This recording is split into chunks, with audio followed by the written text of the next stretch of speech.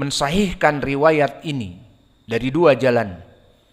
Maka di sini menjadi pendalilan tentang permasalahan ucapan Nabi yang sahih atau hasan, bahwa kullu ayami tasyrik dabahun, semua hari tasyrik itu sembelihan. Maka mana yang kita dahulukan? Athar dari Ibnu Umar, Abu Hurairah, dan juga athar dari sahabat yang lainnya dari Anas, ataupun ucapan Nabi, mana yang didahulukan?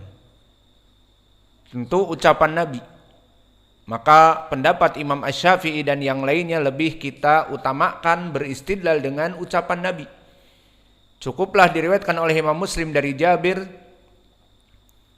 wa khairul huda hadyu Muhammadin sallallahu alaihi wa ala alihi wasallam. Maka cukuplah ucapan Nabi didahulukan dari yang lainnya. Dan selain itu di sana ada athar salaf yang lain dari tabi'i Umar ibni Abdul Aziz yang semakna dengan ucapan Nabi. Athar yang maknanya seperti ucapan Nabi. Al-udhiya yaumun nahr wa thalathati ayyam ba'dahu. Al-adha yaumun nahr wa thalathatu ayyam ba'dahu. Bahwa hari sembelihan itu di hari Idul Adha dan 3 hari setelahnya. Maka ini dikeluarkan oleh Al-Baihaqi di Sunan Al-Kubra dan juga Ibnu Hazm, yang mana jalannya dari Ibnu Abi Syaibah an Ismail ibni Ayyash, dari Amr ibnu Muhajir, dari Umar ibni Abdul Aziz. Maka Amr ibnu Muhajir thiqah dan Ismail ibnu Ayyash jika meriwayatkan dari Syamiyin maka periwayatannya diterima. Dan Amr ibnu Muhajir ad-Dimashqi ay asy-Syami, maka periwayatan Ismail ibni Ayyash dari orang-orang Asy-Syamiyin, orang-orang Syam dan Dimashq minasyam, idan hadithuhu hasan. Maka hadis ini hadis yang hasan. Maka di sini kesimpulannya terjadi ikhtilaf di kalangan para ulama menjadi 2 pendapat. Pendapat yang pertama mengatakan hari sembelihan hanya 3, yaumun nahr dan 2 hari di yaumit tasyrik. Hari yang ketiga tidak menyembelih, sudah hanya 3 hari. Ini pendapat pertama dengan pendalilan athar dari Anas, athar dari Ibnu Umar yang sahih, dan athar dari Abi Hurairah yang shaduk. Adapun athar Umar ada rawi yang majhul dan athar Ibnu Abbas dhaif. Maka 3 athar pendalilan ucapan yang pertama. Adapun pendalilan dari ucapan yang kedua dari madhab Al-Hasan Al-Basri dan Atha ibnu Abi Rabah dan juga madhabnya Imam Asy-Syafi'i berpendapat bahwa ayyamut tasyrik 3 hari ditambah hari sembelihan yaumul Idul Adha idan arba'ati ayyam lidzabh. Wa hada yastadil bi hadis Jubair ibnu Mut'im dan juga hadis Abi Hurairah, yang mana keduanya saling menguatkan. Qala Rasulullah sallallahu alaihi wa ala alihi wasallam wa fi kulli ayami tasyrik dzabahun. Maka seluruh hari tasyrik itu sembelihan. Idan hunaka aidha atharun hasan an Umar ibni Abdul Aziz, yang mana Umar ibni Abdul Aziz mengatakan al-adha yaumun nahr wa thalathatu ayyam ba'dahu. Hari Id adalah hari sembelihan dan 3 hari setelahnya hari sembelihan juga. Idan hada huwa rajih. Idan yang rajih apa? Hari sembelihan ada 4 hari. Bismillah.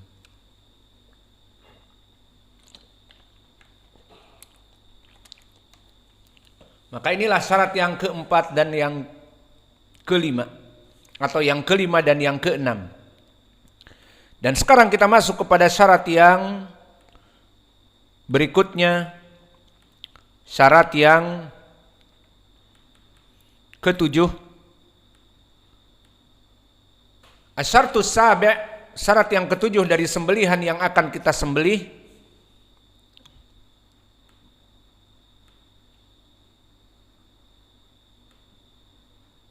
adalah la tasih at-tadhiyah bima la yamlikuhu. Maka sembelihannya itu punya dirinya sendiri, bukan punya tetangga. Diambil karena tetangganya tukang kambing, diambil malam-malam kemudian disembelih setelah Id. Boleh apa tidak? Di sini tidak boleh. La tasihut tadhiyah bima la yamlikuhu. Maka tidak boleh sembelihan itu kecuali yang dia miliki. Maknanya tidak boleh punya orang. Mana pendalilannya? Hadis yang diriwayatkan oleh Imam Muslim dari Ibnu Umar. Ini sami'tu Rasulullah sallallahu alaihi wa ala alihi wasallam yaqul la tuqbalu salatun bi ghairi tuhur wala sadaqatun min ghulul. Tidak diterima salat tanpa taharah, wala sadaqah min ghulul, dan tidak diterima sedekah seperti zakatul fitr, seperti zakatul amwal, seperti kurban, sembelihan min ghulul. Wa makna ghulul ismun am, dari harta yang tidak syah, harta yang tidak halal, itu nama ghulul, baik dari hasil pencurian ataupun perampokan dengan kekerasan. Yang jelas ini makna al-ghulul.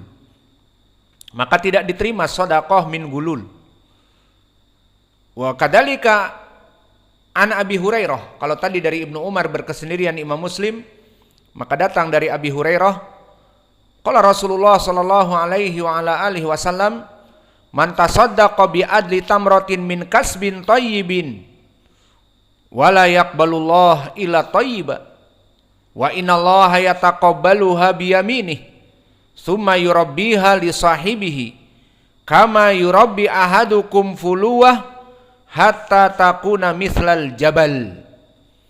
Bahwa Allah Jalla wa Ala menerima sedekah seseorang meskipun hanya dengan satu butir kurma. Tamrah ay satu butir kurma. Seorang bersedekah hanya satu butir kurma, iya. Namun min kasabin thayyibin, hada huwa syarat. Tapi dari kasabin thayyibin, dari hasil yang halal. Maka Allah tidak menerima dari suatu sedekah kecuali yang baik saja. Dan Allah akan menerima tadi sedekah yang hanya satu biji kurma dengan tangan kanannya. Kemudian Allah akan menyimpannya dan memupuknya dan sebagainya untuk orang yang bersedekah satu kurma tadi yang kecil. Kama yurabbi ahadukum fuluwahu, seperti seseorang yang menanam dan menyiram dan memupuk dan memelihara dari fuluwahu, tanamannya, hatta takuna mithlal jabal, sampai dia itu membesar seperti gunung. Maka gambarannya Allah menerima meskipun sedekah yang sedikit, karena beberapa orang ingin berinfak dan dia tidak mempunyai apa-apa kecuali apa yang ada padanya, maka diterima oleh Allah selama dia itu dari usaha yang halal, maka dipelihara oleh Allah. Maknanya dikembangbiakkan, dari satu tamroh akan menjadi bagaikan gunung. Nah, dan kelak di hari akhirah akan dia dapati. Maka ini dari makna dua hadis, bahwa dari syarat sembelihan bukan dari gulul. Dan makna dari gulul asalnya adalah saraqah minal ghanimah. Kalimat gulul, al aslu fil gulul ay saraqatu minal ghanimah. Apa maknanya? Di saat berperang kaum muslimin dengan kufar, maka kelompok kufar lari kalang kabut, meninggalkan kudanya, meninggalkan persenjataannya, meninggalkan bahan makanan, dan meninggalkan desanya.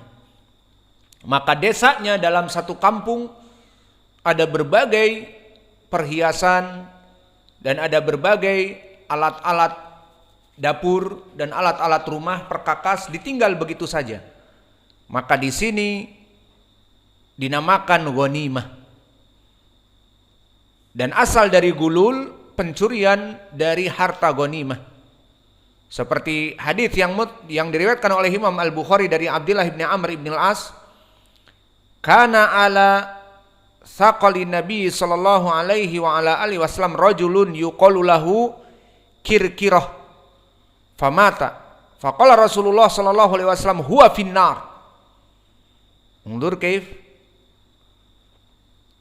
bahwa seorang sahabi bernama Kirkirah mata. Faqala Rasulullah SAW huwa finnar, dia di api neraka. Bagaimana seorang sahabi di sini di api neraka? Fadhahabu yang duruna ilaihi fawajadu aba'atan qad ghallaha.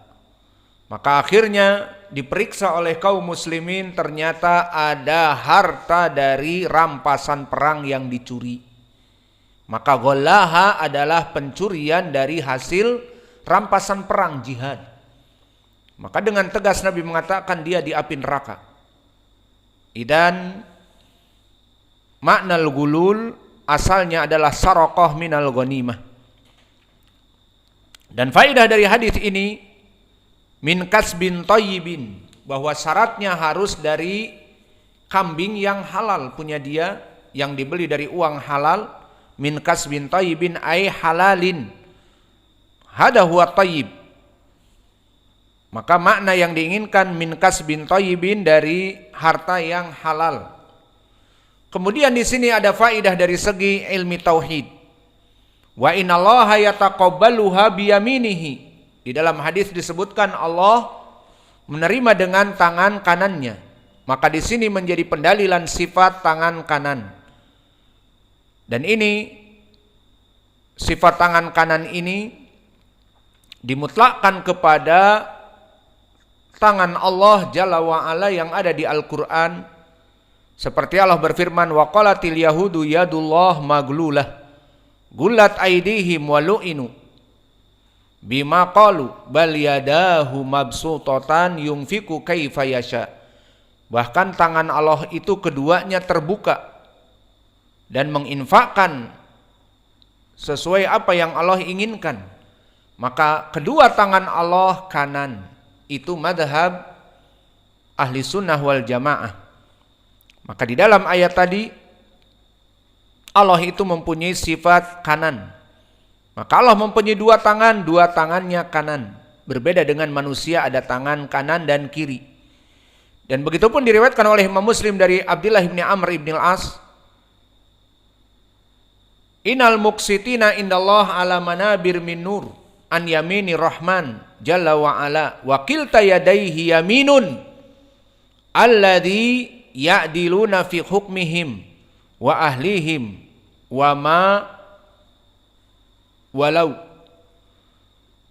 Wa syahid min hadal hadis, bahwa orang-orang yang al-muqsitin maknanya orang-orang yang mudah memberi, murah tangan, maka di sisi Allah akan diangkat di tempat-tempat yang tinggi dari cahaya di sisi Allah.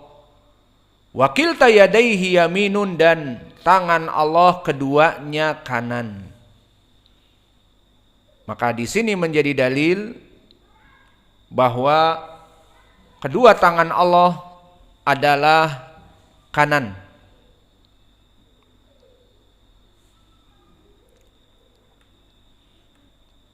Maka kita sudah mendengar adzan dan saya sudah lelah.